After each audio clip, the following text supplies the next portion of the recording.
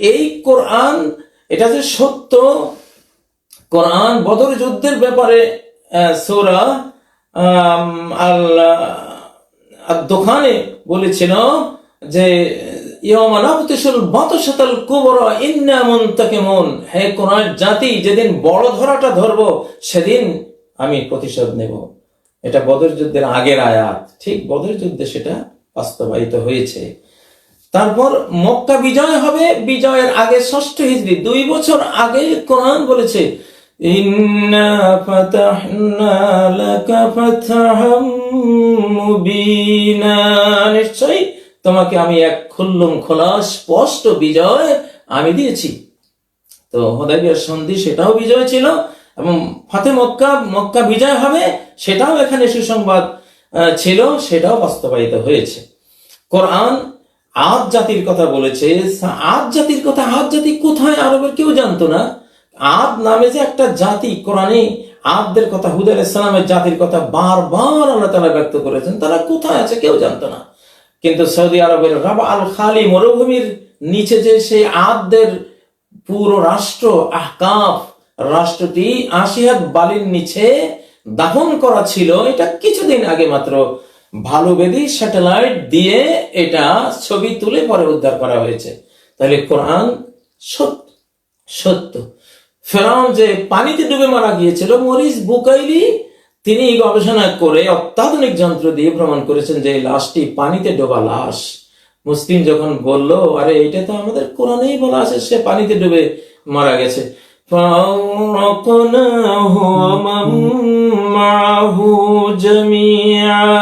তাকে এবং তার সাথে যারা ছিল সবাইকে আমি ডুবিয়ে দিয়েছি।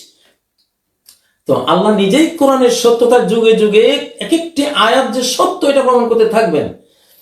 সূরা রাদের শেষ আয়াত এটি, এর আয়াতের শেষ অংশটা হলো ওমান ইনদাহু ইলমুল কিতাব, আর ওই ব্যক্তি ওই কোরআনের সত্যতার সাক্ষী যে ব্যক্তির কাছে এই কোরআনের বিশেষ ইলম থাকবে, কিতাবের ইলম থাকবে। এটা বহুবিধ ব্যাখ্যা আছে, সব ব্যাখ্যাই সঠিক। নবীজির আমলে যারা ইহুদি খ্রিস্টান পণ্ডিত ছিল, তাওরাত ইনজিল এইসব কিতাবের পণ্ডিতরা, তারা কোরআনকে সত্য বলে সাক্ষ্য দিয়েছে, তাদের কাছে কিতাবের ইলম ছিল। আব্দুল্লাহ বিন সালাম সাক্ষ্য দিয়েছে। কার কাছে এই কিতাবের ইলম আছে? তিনি হযরত আলীও অনেকে বলেছেন, তিনিও সাক্ষ্য দিয়েছেন যে হ্যাঁ কিতাব সত্য। এখন এই যুগে কার কাছে এই কিতাবের এমন জ্ঞান বিজ্ঞান থাকবে যা দিয়ে গোটা বিশ্বের মানুষ বিশ্বাস করতে পারবে যে হ্যাঁ এই কোরআন সত্য? এমন একটা লোক শেষ জামানায় আসবে। ওমান ইনদাহু ইলমুল কিতাব, যার কাছে কিতাবের ইলম আছে। এই কথাটি ঠিক সূরা নামলের 40 নম্বর আয়াতে, যিনি বিলকিসের সিংহাসন চোখের পলক ফেলার আগে সুলাইমানের দরবারে হাজির করেছিলেন, ক্বালাল্লাযী ইনদাহু ইলমুম মিনাল কিতাব। আর এখানে আছে ওমান ইনদাহু ইলমুল কিতাব, ইলমুল কিতাব, ইলমুম মিনাল কিতাব। ইলমুম মিনাল কিতাব মানে কিতাবের কিছু জ্ঞান, মিন আত-তাবঈদিয়া, তার কাছে কিতাবের কিছু জ্ঞান, কিছু বিজ্ঞান ছিল। জাবুর কিতাব ছিল জ্ঞান বিজ্ঞানের, বিশ্ব নিয়ন্ত্রণের কিতাব। দাউদ আলাইহিস সালাম জাবুর কিতাবটি কোরআন, তাওরাত, ইনজিল যেমন হেদায়েতের জন্য নাজিল হয়েছিল, দ্বীনি হেদায়েতের জন্য, জাবুর কিন্তু শুধু দ্বীনি হেদায়েতের জন্য নাজিল হয়নি। এজন্য আল কোরআনের সবসময় কোরআন, তাওরাত, ইনজিলকে একভাবে উল্লেখ করে, এক জায়গায়, একসাথে, এক সিরিয়ালে। ওয়ানজালাল ফুরকান মিন ক্বাবলু হুদাল লিন-নাসি ওয়া আনজালাত তাওরাত ওয়াল ইনজিল। ফুরকান, তাওরাত, ইনজিল, সূরা আল ইমরানের 2 নম্বর 3 নম্বর আয়াতে আল্লাহ তাআলা এখানে ফুরকান অর্থাৎ কোরআন, এরপরে তাওরাত, ইনজিল একসাথে আছে। কিন্তু জাবুর কথা এখানে নাই। জাবুর সূরা বনী ইসরাঈলে ওয়া আতাইনা দাউদ জাবুরা, দাউদকে আমি জাবুর দিয়েছি, ওটা আলাদা। এবং সুলাইমান আলাইহিস সালাম আর দাউদ আলাইহিস সালাম বলতেন ওয়ালাকাদ আতাইনা দাউদ ওয়া সুলাইমান ইলমা, দাউদ আর সুলাইমানকে আমি বিশেষ ইলম দিয়েছি। দাউদ আর সুলাইমান আলাইহিম আসসালাম গোটা বিশ্ব পরিচালনা করেছেন।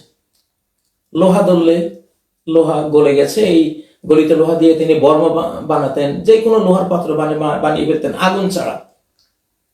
তামা গলিত হয়ে সুলাইমানের জন্য মাটির নিচ থেকে উঠে আসছে। গাছকে জিজ্ঞাসা করতেন, গাছ তুমি কি রোগের ওষুধ, তুমি? গাছ বলে দিত ফটফট করে। জিন, মানুষ, পাখির, পিঁপড়ার সবার ভাষা বুঝতেন জাবুর কিতাব দিয়ে, জাবুর কিতাবের বিজ্ঞান দিয়ে তারা বুঝতেন। এই জাবুর কিতাবের কিছু জ্ঞান যার কাছে ছিল, কিছু বিজ্ঞান জাবুর কিতাবে যার কাছে ছিল, সে কি বললো, আমি বিলকিসের সিংহাসন চক্ষের পলক ফেলার আগে নিয়ে আসবো। কিতাব এবং কোরআনের সত্যতার সাক্ষীও কোরআনে মানা হয়েছে ওমান ইনদাহু ইলমুল কিতাব। এখানে ইলমু মিনাল কিতাব নাই, নামলের মধ্যে ইলমু মিনাল কিতাব, আর আমাদের মধ্যে আছে ইলমুল কিতাব। কোরআনের ব্যাপারে আমি যাকে কিতাবের জ্ঞান দিয়েছি সেও সাক্ষী হবে, তার দ্বারা প্রমাণ হয়ে যাবে যে কোরআন সত্য। তো শেষ জামানা এই লোকটা কে, যার বিশাল পাওয়ারফুল বিশ্ব পরিচালনার কর্মকাণ্ডে কোরআনের সত্যতা প্রমাণ হবে? এই লোকটা কে? ওমান ইনদাহু ইলমুল কিতাব, এই লোকটাকে সুলাইমানের দরবারের ওই লোকের মতোই পাওয়ার। সেও ইলমু মিনাল কিতাব দিয়ে সিংহাসন নিয়ে এসেছিল চক্ষের পলক ফেলার আগে, আর ইনিও ইলমুল কিতাব দিয়ে ইনি কি করবেন? সহিহ বুখারীর 3517 নম্বর একটা হাদিস আছে, লা তাকুমুস সাআহ হাত্তা ইয়াখরুজা রাজুলুন মিন কাহতান ইয়াসুকুন নাস বিআসা। কেউ কেউ আছেন কোরআন মানেন, হাদিস মানেন না। আসলে কোরআন হলো সূর্য, নবীজি ছিলেন সূর্য, তার এই কোরআনও একটি সূর্য। ও সিরাজাম মুনীরা, প্রদীপ্ত প্রদীপ। মহানবী সাল্লাল্লাহু আলাইহি সাল্লাম এই কোরআনের কারণে তিনি সূর্য হয়েছেন। তার সূর্য যেখানে থাকে চন্দ্র একটা সেখানে থাকেই, সৌরজগৎ, সৌরজগতে চন্দ্র থাকেই, চাঁদ সূর্য। কোরআন যদি সূর্য হয়, হাদিস তার চন্দ্র। কোরআনের যে বুঝ, যে গবেষণা মহানবী সাল্লাল্লাহু আলাইহি সাল্লাম করেছিলেন, সেই বুঝ গবেষণা, ওই গবেষণাকেই বলা হয় হাদিস।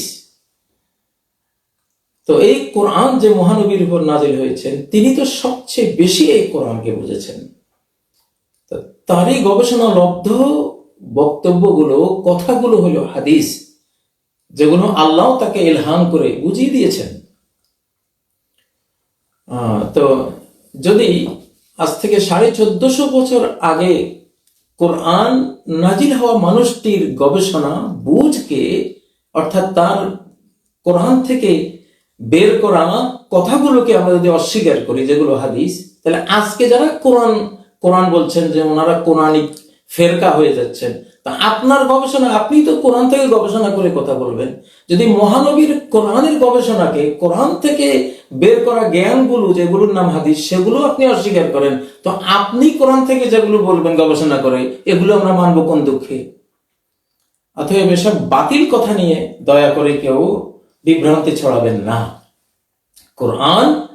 কোরআনের মহানবীর বুঝ, কোরআন থেকে ইস্তেমবাত, ইস্তেখরাজ করে বের করে তিনি যা বলেছেন সেগুলো হাদিস। এবং আমরা যারা যুগে যুগে কোরআন থেকে বের করবো, এগুলো হাদিসের মর্যাদা পাবে না।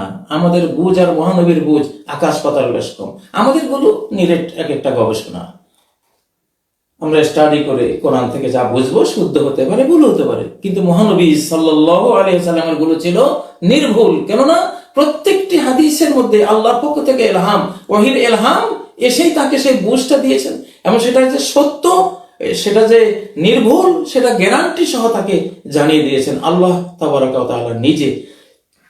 আল্লাহ তো বলেন, সুম্মা ইন্না আলাইনা বায়ানাহ, এই কোরআন আমি নাজিল করে দিয়েছি, নাজিল করে তোমার শিরা এটাকে সংরক্ষণ করে দিয়েছি। শুধু এখানে কিন্তু আমি ক্ষান্ত হইনি। সুম্মা ইন্না আলাইনা বায়ানা, এই কোরআনকে তাফসীর করে দেয়া, বুঝিয়ে দেয়া, পুঙ্খানুপুঙ্খরূপে তোমাকে এর জ্ঞান দিয়ে দেয়া, এটাও আমারই দায়িত্ব, আল্লাহ বলছেন।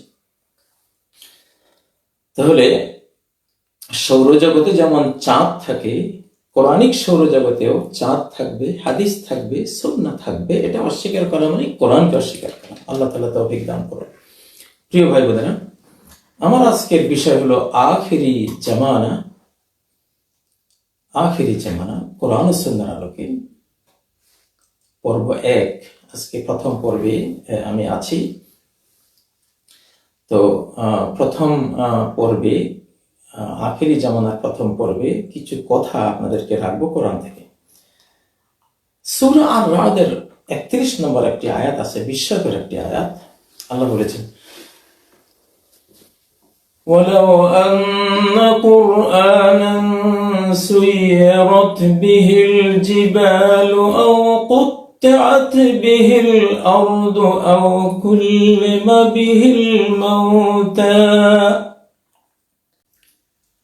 অতীতের ধর্মগ্রন্থগুলোতে যদি এমন কোন কিতাবের ইনফরমেশন থাকতো, এমন কোন কোরআনের কথা অতীতের কিতাবগুলোতে ভবিষ্যৎবাণী রূপে যদি থাকতো, যেই কিতাব, যেই কোরআন দিয়ে কুত্তাত বিহিল আরদ, পৃথিবীকে দ্বিখণ্ডিত করে দেয়া যাবে, টুকরো টুকরো করে দেয়া যাবে, অথবা সুইরাত বিহিল জিবাল,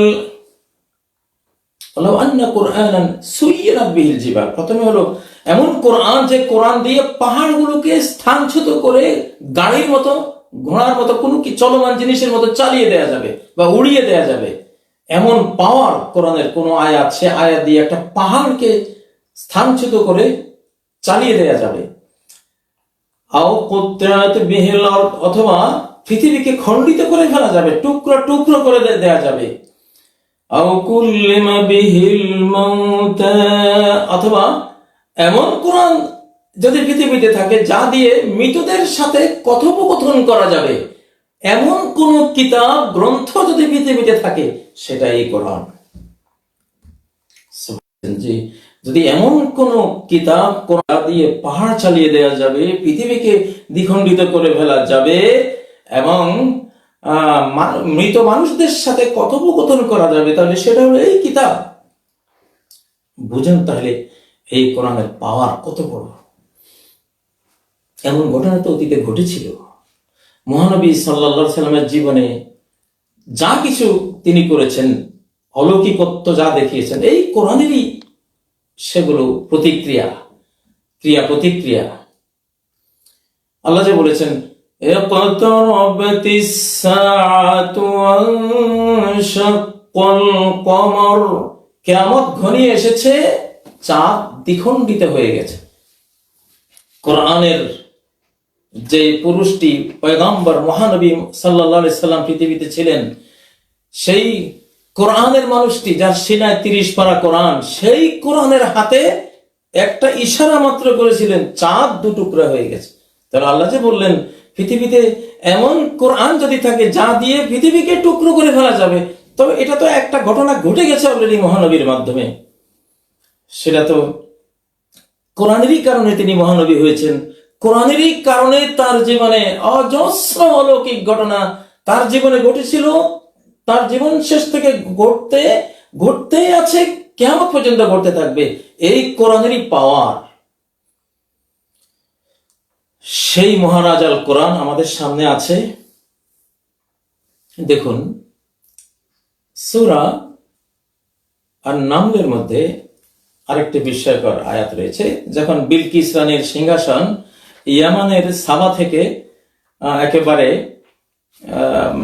সুলাইমান আলাইহিস সালামের সিংহাসন যেখানে আছে ফিলিস্তিন, এখানে নিয়ে আসার জন্য যখন তিনি বললেন, তখন এক জিন বলল, শক্তিশালী জিন বলল, আপনি এই বিচার কার্যের যে অনুষ্ঠান, এই বৈঠক থেকে আপনি ওঠার আগে আমি সেটা নিয়ে আসতে পারবো। এটা 39 নম্বর আয়াত সূরা আন-নামল। আচ্ছা, তখন ওখানে একজন ছিলেন যিনি তৎকালীন যে কোরআন, তৎকালীন যে আসমানি গ্রন্থ, কিতাব, জাবুরের জ্ঞান ছিল তার কাছে। সে কি বলল দেখুন, قال الذي عنده علم من الكتاب أنا آتيك به قبل أن يرتد إليك طرفك। যার কাছে কিতাবের জ্ঞান, বিজ্ঞান ছিল, সে বলল, হে সুলাইমান, আনা আতিকা, আমি নিয়ে আসবো বিহি সেই বিলকিসের আরশ সিংহাসন, ক্বাবলা আন ইয়ারতাদ্দা ইলাইকা তারফুক, আপনার চোখের পলক ফেলার আগে, চোখের পলক ফেলে সেই পলকটা আবার ফেরত আনার আগে বিলকিসের সিংহাসন, সে 1000 বর্ষ বা আরো কম বেশ 100 কিলোমিটার দূর থেকে আপনার এই ফিলিস্তিন, আপনার এই সিংহাসনের এখানে রাজধানীতে চলে আসবে। ঠিক সুলাইমান আলাইহিস সালাম চোখের পলক ফেলে কুলেননি, দেখেন যে সিংহাসন এখানে। এখানে কিতাবের জ্ঞানের পাওয়ার কি! ঠিক এই ধরনেরই একটা কথা, বিস্ময়কর কথা সূরা আর-রা'দের শেষ নম্বর আয়াতে আছে। কুল কাফা বিল্লাহি বাইনি শাহীদান বাইনি ওয়া বাইনাকুম ওয়া মান ইনদাহু ইলমুল কিতাব। তুমি বলো যে এই কোরআন যে সত্য, এটার সাক্ষী হিসাবে আল্লাহ যথেষ্ট। আল্লাহ নিজে এই কোরআনের সত্যতা তিনি নিজে দায়িত্ব নিয়ে প্রমাণ করছেন। আরবের সমস্ত পণ্ডিতরা এই কোরআনের একটি ক্ষুদ্রতম সূরা বানাতেও তারা অক্ষম। সমগ্র মানব জাতি মিলে চেষ্টা করলেও তারা এই কোরআনের মতো কোনো কোরআন বানাতে পারবে না, অক্ষম। এবং